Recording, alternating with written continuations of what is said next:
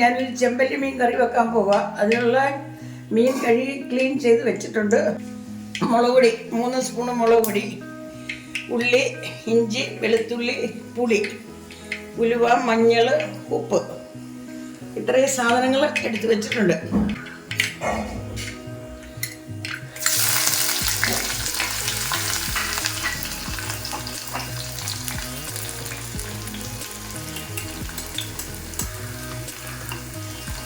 ഉള്ളി ഇട്ടു, ഉപ്പിട്ടു, പുളി ഇട്ട്, ഇഞ്ചി ഇട്ട്, വെളുത്തുള്ളി ഇട്ട്. ഇനി അത് ഒരു ചെറിയ ബ്രൗൺ നിറമാകണം. പുളി നമ്മുടെ സ്വന്തം പുളി ആയതുകൊണ്ട് കഴുകണ്ട. നമ്മൾ കഴുകി ഉണക്കി വൃത്തിയാക്കി വെച്ചിരുന്ന പുളിയാണ്. അത് പഴുത്തുന്ന കൂട്ടത്തിട്ട് അങ്ങ് വഴറ്റിയാൽ മതി.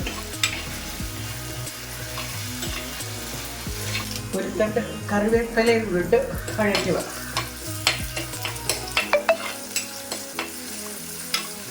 അത് ചെറുതായിട്ട് ബ്രൗൺ നിറമായി വരിക.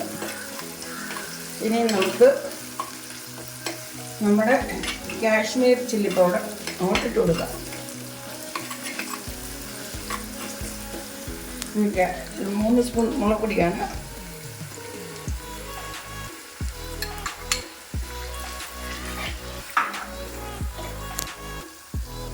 അതിൻ്റെ കൂടെ മഞ്ഞൾ, ഉലുവ,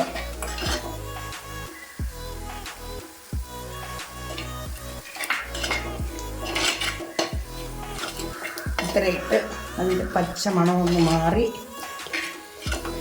ചെറിയ മൂത്ത് വരണം. മസാല മൂത്ത് കഴിഞ്ഞ് ഞാൻ അതിനടുത്ത് പാകത്തിൽ വെള്ളം ഒഴിച്ചു കൊടുക്കുക.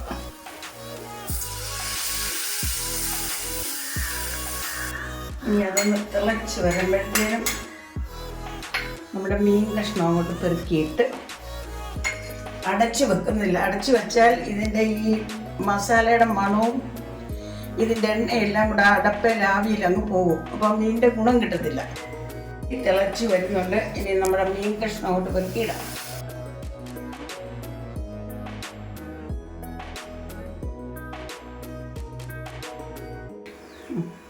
മീൻ കഷ്ണം പെറുക്കിയിട്ടു. അതിനകത്ത് ഒരിത്തിരി കറിവേപ്പിലയും കൂടിയിട്ട് പെതുക്കെ ഇങ്ങനെ തുറന്നിരുന്നത് തിളച്ച് വേകണം.